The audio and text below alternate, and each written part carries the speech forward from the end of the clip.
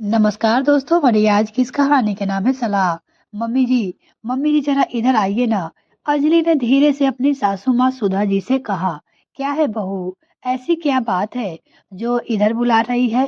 इधर ही आकर बोल ले। आखिर सुधा जी ने तुनकते हुए जवाब दिया। यह उनकी शान के खिलाफ जो था। बहू उन्हें अपने पास बुला रही थी। नहीं नहीं, आप इधर आइए, कुछ जरूरी काम है। अंजलि ने झिझकते हुए कहा तो अपने दोनों भाइयों के बीच सुधा जी उठकर अपनी बहू के पास जाना ही पड़ा। इतने में दोनों मामा जी यह कहकर रवाना हो गए कि हम थोड़ी देर बाहर घूमकर आते हैं। जैसे ही सुधा जी अंजलि के पास पहुंची तो लगभग अंजलि को डांटते हुए बोली, हाँ बोल, क्या है? चैन नहीं है तुझे भी जो मुझे बुला रही है? इतने दिनों बाद मेरे भाई घर आया है, पर तुझसे यह बर्दाश्त भी नहीं हो रहा है। सुधा जी चिढ़ाते हुए बोली, मम्मी जी, मैं वो कह रही थी कि मैं पीरियड से हो गई हूँ, रसोई में नहीं जा सकती। अंजलि ने झिझकते हुए क्या क्या सुधा जी ने मुंह से क्या इतनी जोर से बम फोड़ दिया हो से निकला जैसे किसी। हे भगवान, तुझे भी अभी बैठना था, अब घर के काम कैसे होंगे? अभी तो कुछ ही काम नहीं हुआ है, इसलिए कहती हूँ सुबह जल्दी उठकर काम कर लिया करो। पर मम्मी जी, मैं तो सुबह 5 बजे ही उठी थी, तब से काम में ही लगी हूँ। अंजलि ने कहा, हाँ रहने दे, सब पता है मुझे। धीरे धीरे हाथ पैर चलाती है और कुछ नहीं, काम ही क्या होता है तुझे से, बस टाइम पास करती रहती है। सुधा जी ने अंजलि को झिझकते हुए कहा। पर अंजलि को बिल्कुल बुरा नहीं लगा, क्योंकि उसे पता था कि अब सारे काम सासू माँ को खुद संभालने हैं। जो काम बहू के लिए कुछ नहीं होता है, वो सासू माँ के लिए बहुत सारा होता है। खैर, अंजलि तो अपने कमरे में चली गई, लेकिन सुधा जी, उनका तो अभी भी सिर चकरा रहा था। हाय राम, कितना काम पड़ा है, कैसे करूंगी? खैर, मिलते हैं पहले इस परिवार से। सुधा जी और सुधीर जी के 3 बेटे हैं। बड़े बेटे संजय की शादी अंजलि के साथ 1 साल पहले हुई है, जबकि 2 छोटे बेटे विजय और अजय है, जो कि अभी अपने कॉलेज की पढ़ाई पूरी कर रहे हैं और फिलहाल रहकर अपने कॉलेज के प्रोजेक्ट तैयार कर रहे हैं। घर पे यूं तो छोटा सा परिवार है, पर सुधा जी कई नियमों को मानने वाली है। उसमें से पीरियड की छुआछूत को तो वो बहुत ही मानती है।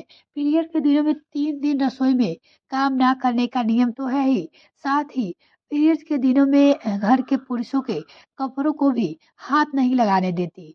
उनका मानना है कि पीरियड के दिनों में पुरुषों के कपड़ों को हाथ लगाओ तो वो अशुद्ध हो जाते हैं। अंजलि की शादी के पहले तो घर में नौकरानी थी, जो उसकी शादी के बाद हटा दी गई। हालांकि सुधीर जी ने इसके लिए मना किया था, पर सुधा जी ने यह कहकर उन्हें चुप करा दिया कि अपने घर में काम ही कितना होता है। अब अंजलि ही सारे काम करती है, क्योंकि कपड़े मशीन से हर 2 दिन धुलते हैं, इसलिए सबके कपड़े भी अंजलि ही धोती है। जबकि पहले अपने अपने कपड़े तीनों भाई मिलकर संडे को धो लिया करते थे। जब अंजलि पीरियड से होती तो 3 दिन घर की मशीन नहीं हिलती। वो कपड़े अंजलि चौथे दिन और 5वें दिन थोड़ा थोड़ा करके धो लेती है। लेकिन आज कल रात को ही दोनों मामा जी बनारसी से यहाँ अपनी बहन से मिलने आए हुए थे। रात को अंजलि ने उनकी अच्छे से आवभगत की और सुबह 5 बजे उठकर फटाफट साफ सफाई कर दोनों मामा जी की पसंद के अनुसार नाश्ते की तैयारी की। इसी में सुबह के 9 बज गए। अंजलि ने सोचा था कि आज मशीन नहीं लगाएगी, क्योंकि काम बहुत है, और सुधा जी ने जाकर सभी के कपड़े, साथ ही दोनों मामा जी के कपड़े भी भिगो दिए। जब अंजलि ने कहा, मम्मी जी, मैं तो सोच रही थी कि मशीन कल लगा लेंगे, आज काम ज्यादा है, अंजलि अपनी सास से बोली। तो सुधा जी ने बड़ी बेपरवाही के साथ कहा, अरे कपड़े तो मशीन धोएगी, तुम्हें क्या परेशानी है? और फिर दोनों भाई क्या घर जाकर अपने कपड़े धोएंगे? अच्छा लगता है क्या? और वैसे भी काम ही कितना है हमारे घर में, 2 लोगों का काम ही तो बड़ा है, वो भी कोई काम है भला? सबके साथ ही उनका भी काम हो जाएगा। 2 4 कपड़े ही तो है। आगे अंजलि कुछ नहीं कह पाई अपनी सासू माँ के सामने। अभी नाश्ता खिलाकर रसोई की स्लैब साफ ही कर ही रही थी कि सुधा जी रसोई में आई और बोली, बहू एक काम करना, खाने में दाल बाटी चूरमा, कढ़ी, मसाला बाटी और चटनी बना लेना। दोनों मामा जी को बहुत ही पसंद है। फिर सिंक में पड़े जूठे बर्तन की तरफ देखकर बोली, अरे 2-4 बर्तन ही तो होते हैं, उन्हें भी साथ साथ धो लिया करो, जो इतने इकट्ठे हो ना हो। 2-4 बर्तन, यहाँ तो पूरा सिंक भरा पड़ा था। अंजलि ने सोचा कि पहले खुद नाश्ता कर लूं, बाद में बर्तन धो लूंगी। खुद के लिए नाश्ता लेकर कमरे में गई ही थी कि उसे ऐसा लगा कि पीरियड से ही हो गई है। बस इसी खबर सुनकर सासू माँ के हाथ पैर फूल गए। पर अब तो काम करना ही था। नियम उनके खुद के बनाए हुए थे, इसलिए रसोई में गई। सबसे पहले नजर सिंक में भरे जूठे बर्तन की तरफ गई तो लगभग चिल्लाते हुए बोली, हे भगवान, पूरा सिंक भर के रख रखा है। ऐसा नहीं कि हाथ ही हाथ बर्तन धोते जाए। अब इस अंबार को मैं कैसे धोऊं? कैसी निकम्मी बहू मेरे पले पड़ी है, कोई काम समय पे नहीं करती। अंजलि को सब कुछ सुनाई दे रहा था, पर वह फिर भी चुप थी। उसे पता था कि अब 3 दिन यही होने वाला है। बर्तन धोते धोते ही सुधा जी को याद आया कि अभी तो उन्होंने भी कपड़े को भिगोए हुए थे। अब तो उन्हें चक्कर ही आने आ गए। आधे बर्तन को ऐसे बीच में ही छोड़कर पहले मशीन लगाने के लिए गई। उसमें भी मशीन में कपड़े डालती जा रही थी और बरबराती जा रही थी। हे भगवान, ये कपड़े का इतना ढेर क्यों इकट्ठा कर लेते हैं? साथ ही साथ क्यों कपड़े नहीं धोते?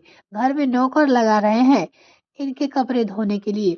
कपड़े मशीन में डालकर रसोई दोबारा आकर बर्तन धोने लगी, पर फिर भी बड़बड़ाना बंद नहीं हो रहा था।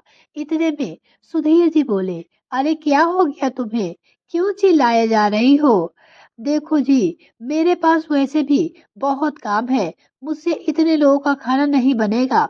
दोपहर खाना बाहर से मंगवा लो। इंसान हूँ, मशीन नहीं। सुधा जी अपने पति सुधीर से बोली। अपनी पत्नी की बात सुनकर सुधीर जी मंद मंद मुस्कुराए और बोले, अच्छा, कहाँ काम है? अरे थोड़ा सा काम है हमारे घर में। उनकी बात सुनते ही सुधा जी की नस नस में गुस्सा दौड़ने लगा। देखा नहीं आपने, या देखना नहीं चाहते?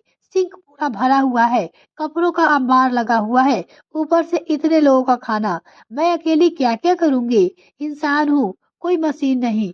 तभी सुधीर जी बोले, यही बात तुमने बहू के लिए सोची कभी, जिसे तुम सिंक भरा हुआ कह रही हो? तुम्हारी भाषा में वो बहू के लिए 2-4 ही बर्तन होते हैं।